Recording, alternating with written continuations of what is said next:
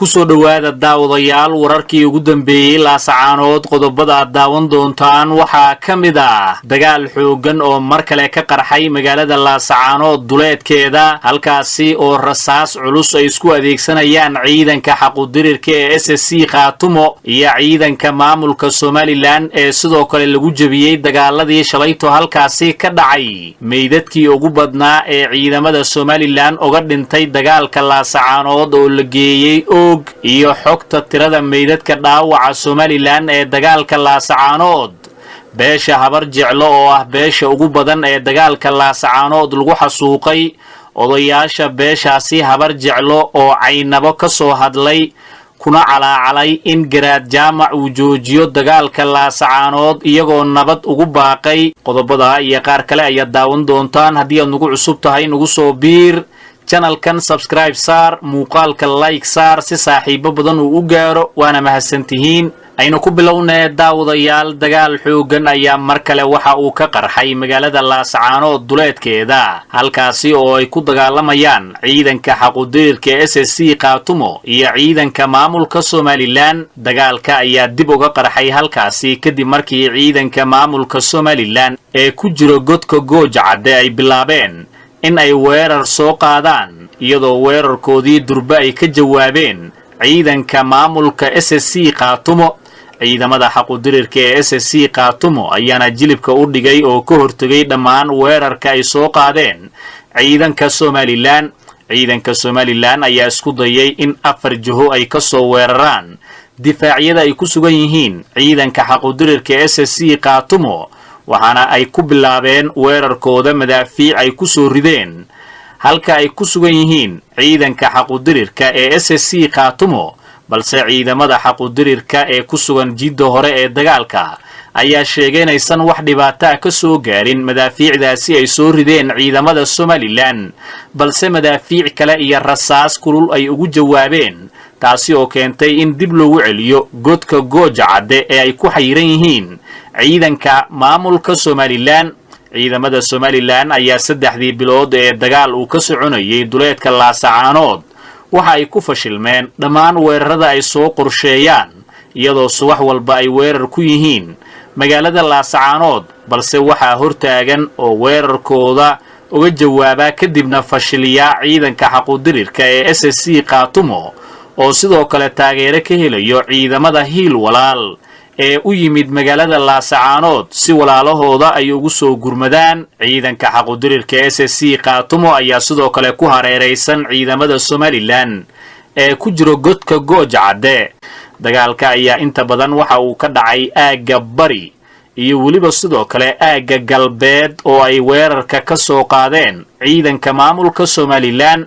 meelo fogfog ayaa sidoo kale madaafiic ay ka soo ridayaan ciidanka maamulka Somaliland halka sidoo kale ciidanka xaquudirirka ay ku hareeraysan yihiin godka Goojacade waxaana saraakiisha qaarkood ay sheegeen inay diyaarinayaan qorshihii lagu daadan lahaa ciidamada Somaliland ee ku dhuumaleysanayo godkaasi Goojacade sidoo kale waxaa heegan buuxo la geliyay ambalaasyada SSC Khaatumo iyo kuwa kale ee hiil walaal oo u taagan gurmadka ciidamada SSC Khaatumo ee ku sugan jidda hore ee dagaalka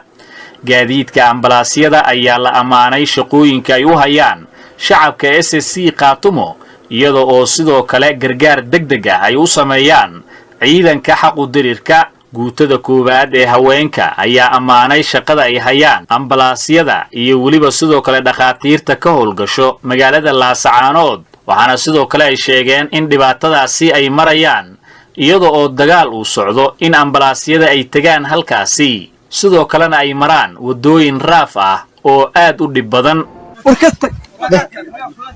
fiilooyinkan ku wada xiranday labaatan kasta fiilaa madaxa waxa mudada tiiqa fiilooyin ku xiraayo dhanday waa kuwana fiilooyin ku xiraa hal hab kuma xirna labadooda oo dhamaan gaadiidee lagu soo buuxiyay qaraxyo iyo sidoo kale waxyaalaha la isku miidaaminayo iyo sidoo kale raggii watay ayay gacanta ku dhigeen ciidamada xaquudirirka ah ee SSC kadib markii ay gudaha u galeen qaybo kamid ah saldhigga Goojacade ee hareeraysan waxaan barnaamijkana idinkula wadaagi doonaa qaabka ay ugu suurta gashay ciidamada xaq u dirarka ah ee SSC inay gacanta ku dhigaan gaadiidkan qaraxyada ah ee la abaabulayay kaasi oo la doonayay in ciidamada xaq u dirarka ah ee SSC laga bartilmaameedsado sidoo kale gaadiidkan ayaa la qorsheynayay in haddii aan la weerarin saldhigga Gooja Cadde la soo geliyo magaalada Laascaanood ee xarunta gobolka Sool waxaan sidoo kale idinkula wadaagi doonaa xogta ay nala wadaageen saraakiisha ciidamada xaq u dirarka ah ee SSC taasi oo sheegaysa in raggan laga soo kaxiyay buuraha Galgala kuwaasi oo Somaliland maalmihii ugu dambeysay ay ku awaawilaysay saldhigga Gooja Cadde waa intee gaadiidka teknikada ah ee Somaliland ay qorsheynaysay inay uga soo cararaan goobaha la isku dagaalo kadibna marka ciidamada xaq u dirarka ah ay gacanta ku dhigaan la isku qarxiyo ciidamada xaq u dirarka ah ee SSC oo weerar ballaaran suurta gashay in saacado gudahood ay qaybo kamid ah saldhigga Gooja Cadde ay la wareegaan ciidanka xaq u dirarka ah ee SSC ee ka dagaalamaya galbeedka Gooja Cadde oo hogaaminayo sarreeye guuto General Cabdirashiid Xuseen Cali Cabdi Madoobe ayaa gacanta ku dhigay saldhig bays u ahaa kooxo argagixiso ah kuwaasi oo qorsheynayay in ay weeraraan oo qaraxyo ay ku bartilmaameedsadaan ciidamada xaq u dirarka ah ee SSC taliye Cabdi Madoobe saraakiil ku dhow ayaa inoo xaqiijiyay in raggan maalmihii iyo sidoo kale isbuucyadii ugu dambeeyay laga soo qaaday fariisimaha cadawga argagixisada ah ee duulaanka ku soo qaaday deegaanada Puntland ay ku leeyihiin buuraleyda ay ku dhuumaalaysanayaan ee Galgala nin ka soo jeeda magaalada Burco oo aasaasay dagaalyahanadii 15 sano ka dagaalamayay Al-Shabaab loo yaqaano ninkaas oo ganacsada weyn ah magaciisana lagu soo koobay Ismaaciil Caraale ayaa la sheegay inuu ku diyaariyay raggan ka soo waday magaalada iyo sidoo kale deegaanada buuraleyda ah ee Galgala saddexdan xubnood ee ciidamada xaq u dirarka ah ay gacanta ku dhigeen ayaa la keenay taliska Gooja Cadde waxaana loo dhiibay in ay markaasi midkood uu wada ka noqdo gaari cabdi bilo ah halka midka kale loo qorsheeyay inuu iska dhigo qof meyd ah oo markaasi ku dhaawacmay dagaalada ama markaasi ku dhintay dagaalada marka ciidamadu isku soo gadaamaana uu isqarxiyo kan gaariga cabdi bilaha ah loo dhiibay ayaa la yiri waxaad si toos ah u dhexgalaysaa ciidamada xaq u dirarka ah marka uu weerar ku bilowdo iskuna dhex qarxi balse ciidanka xaq u dirarka SSC oo xogtan sirdoon maalmo ka hor la wadaagay sidoo kalena codad sir ah la wadaagay ayaa dheefoonaan xoog ah ku jiray maalmahan inta dagaaladu socdeen waxa furmaha dagaalka looga cararay ama ciidanka isaaq ay uga carareen gaadiid fara badan ciidamada xaq u dirarka ahna uma aysan dhawaan gaadiidkaasi qaar kamidana waa la gubay oo qoriga sabanka ah ayaa la gubay waxaana durbadiiba la dareemay qarax weyn oo gaariga la gubay markaas ka dhex qarxay taasina waxa ay muujinaysaa in beesha Somaliland degan ee isaaq loo yaqaano ay gunnimo dagaalamayso oo sidii argagixisadii ay xilligan u dagaalamayso awal dadka reer Laascaanood ayay madaxa u duuban jireen oo layn jireen waana ay dadka waa ay isku qarxin jireen marakan waxay bilaabeen inay si toos ah wajigooda dhabta ah ula soo baxaan qaraxyana abaabulaan oo markaasi si toos ah markaasi ay qaraxyo u abaabulaan beesha isaaq sidoo kalena markaasi ay qorsheeyaan inay ciidamada xaq u dirarka ah ee ku sugan furimaha dagaalka ay qaraxyo toos ah ku soo weeraraan taasi oo banaanka keenayso gunnimada iyo fulinimada dhamaadka aan lahayn beesha isaaq xilligan ay abaabulayso ciidamada xaq u dirarka ah ee SSC oo maalmihii dambe dhiifoonaan weyn iyo sidoo kale markaasi ku jiray abaabulkii ugu dambeeyay ayaa sidoo kale waxa ay waraysiyo la yeelan doonaan kooxahan xaq jirka ah ee laga keenay buuraleyda Galgala kuwaasi oo la keenay saldhigga Gooja Cadde ee hareeraysan ciidanka taliye Cabdi Madoobe saraakiil kamid oo aan la hadalnay ayaa yiri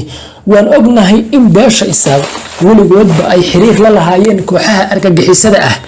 Ismaaciil Caraale ninka raggan soo abaabulay ee sirta aan ka helnay wuxuu ahaa aasaasi kooxaha argagixisada ah ee xilligan loo taaglayahay ee ka dagaalamaya koonfurta iyo bartamaha Soomaaliya sargaalkan oo hadalkiisa sii wata ayaa yiri dawladda Mareykanka ayaa ka qabatay dalka Djibouti waxaana lagu xiray xabsiga Guantanamo Bay waxaana ninkan markaasi sawirkiisu halkan idinkaga muuqdo Ismaaciil Caraale Mareykanku muddo dheer ugu xirnaa xabsiga Guantanamo Bay waa markii dambe markii uu Barack Obama yiri xabsigan waan soo xiraynaa for that price. We'd rather walk. Don't get annoyed with your phone. Download InDrive, agree on a fair price with your driver. It's nice. InDrive, people driven. uu ka mid ahaa maxaabiis uu cafis u fidiyey Barack Obama. sargaalkan sare ee ka tirsan ciidamada xaq u dirarka ACC oo warkiisa sii wata ayaa waxa uu yiri dhibaato aan ahayn beesha isaaq kama jirto koonfurta iyo bartamaha Soomaaliya waxay duulaan ku yihiin dhul aysan lahayn annagu kuma haysano deegaanadooda iyo dadkooda balse iyagu waxay nagu haystaan dadkayaga iyo deegaankayaga kibirkoodana waan ku jibinaynaa waana mid keentay in ciidamadooda goobaha dagaalka looga adkaado sidoo kale lagu jabiyo. sargaalkan sare oo hadalkiisa sii wata waxa uu yiri sidoo kale uu cadeeyay mar walba oo beesha isaaq ay isku daydo in ay duulaana gardarro ah soo qaado ciidamada xaq u dirarka ee SSC waa kuwa u julub dhigaya oo fashilinaya. saddexdan rag ee ka soo jeeda deegaanada koonfur galbeed ee lagu abaabulaya halkan lana doonay inay isku qarxiyaan magaalada Laascaanood iyo sidoo kale ciidamada xaq u dirarka ahna waxaan u gudbinaynaa taliska booliiska magaalada Laascaanood halkaas oo wareysiin looga qaadi doono warbaahintan la wadaagi doono. sargaalkan sare oo hadalkiisa sii wata waxa uu yiri Soomaalida ciidan ogeyn beesha isaaq inay argagixiso tahay haatanba hal ogaada beeshan waa cadow soo jireen ah ummadda Soomaaliyeedna qarxinaysa si ay u helaan ictiraaf caalami ah waxay qorsheynayaan inaysan degin koonfurta iyo bartamaha Soomaaliya waxayna ku aasaaseen unugyo argagixiso ah kuwaas oo mar walba oo nabad iyo xasilooni ay ka dhacdo magaalada Muqdisho iyo bartamaha Soomaaliyaba ay isqarxiyaan. sida aad la wada socotaan intii lagu mashquuliyay dagaalkii ka dhacay magaalada Laascaanood wax qarxyo ah kama uusan dhicin ayuu yiri magaalada Muqdisho taasina waxay cadeyn u tahay in la mashquuliyay awoodii cadawga ay ku dhigri jireen shacabka reer Muqdisho. sargaalkan sare oo hadalkiisa sii wata ayaa waxa uu yiri waxaase nasiib darro ah in dowladii Soomaaliya ee loo igmaday ilaalinta jiritaanka iyo sidoo kale midnimada dhuleed ee Jamhuuriyadda Federaalka ah ee Soomaaliya Xasan Sheekh Maxamuud uu yahay shakhsiga kitaabka ku maray inuu ilaalin doono jiritaanka ummadda Soomaaliyeed inuu ku jeesjeeso dhiigga shacabka reer Laascaanood ama SSC oo uu ka soo qaaday wax haadir ah isagoo si jees ah u magacaabay ergey ugu magac daray wada hadallada Somaliland iyo Soomaaliya. waxaan u sheegaynaa Xasan Sheekh Maxamuud in loo dhaariyay midnimada ummadda Soomaaliyeed iyo shacabka Soomaaliyeed sida ay sharaf iyo karaamo ugu laaban lahaayeen balse aan loo dhaarin inuu hagardaamayo ummadda Soomaaliyeed oo ka tirsan Jamhuuriyadda Federaalka Soomaaliya iyagoo calanka buluuga ah watana xabad madaxa lagala dhacay. haddii uu ku sii socdo taasi waxa ay keenaysaa in shacabka gobolada SSC iyaguna ay ku dhawaaqaan gooni isu taaga caalami ah adduunyadana ay si toos ah ula xaajoodaan meeshan ay noqoto wax qabiil ku fardamayo oo annaguna qabiil weyn oo ballaaran ayaan ka dhalanay isaguna haddii ay la noqotay inuu beesha isaaq markaas u danaanayo taasi waa mid uu aayi doono kuna dambeyn doonta guul darro uu ka dhaxli doono Xasan Sheekh Maxamuud ayuu hadalkiisa ku sii daray. way caddahay in beesha isaaq ay yihiin kuwa argagixiso ah shacabka Soomaaliyeedna muddo dheer dhagar u maleegayay balse Ilaahay waxa uu ku fashilinayaa gacmaha shacabka SSC iyo beelaha dhulbahanto oo si waafi ah u horimid cadawgan argagixisada ah ee duulaanka gardarrada ah isku soo maqayqay ee ku soo qaaday dal iyo deegaan aysan lahayn ayuu yiri hadalkiisa. dagaalku wuxuu marayaa in ka wada Somaliland xudun iyo Taleex iyo waxa weeyaan Tuqarraq iyo Gambare iyo Higlada iyo Boocame iyo Kalabeed iyo Weligood intaaba iyaga ka shaqeynayay joogtay degmada